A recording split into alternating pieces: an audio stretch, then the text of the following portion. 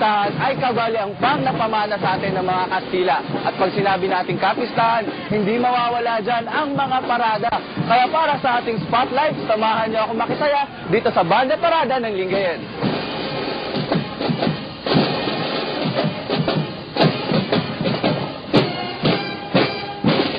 Nakakaaliw ang iba't ibang routine na ginagawa ng mga banda bilang parte ng kanilang choreography, pati na rin ang kanilang mga makukulay na costumes.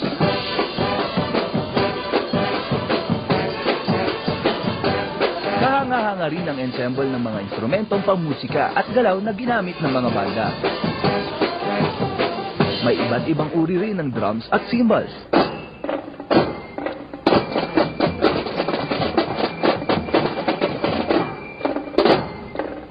Mga naglalakihang trompeta.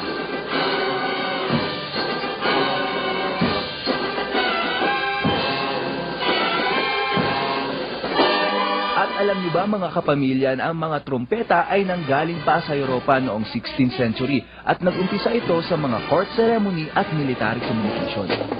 May formation din na gamit ang makukulay na flags na pinapaikot-ikot depende sa rhythm ng banda.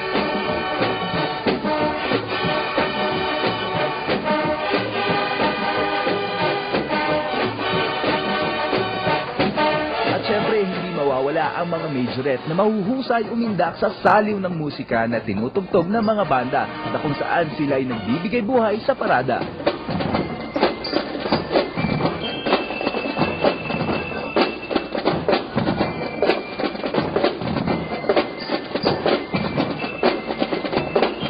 May gumamit din ng props gaya ng upuan upang ipakita ang husay sumayaw ng kanilang mga miyembro.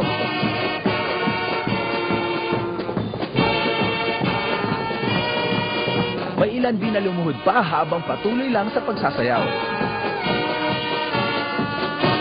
Samantalang may ilan naman na napiling mag-partner at mag-ballroom dancing.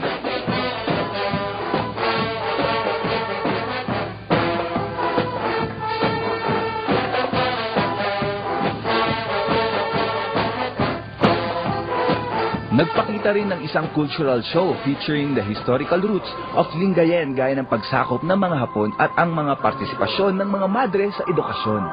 At noong ika-9 ng Enero, kabilang si General MacArthur at mga ibang general, ay dumaong sa bulko ng Lingayen. Layunin ng pagdaon sa Lingayen na mahapi ang pwersa ng mga Hapon at tuluyan itong mapabagsak.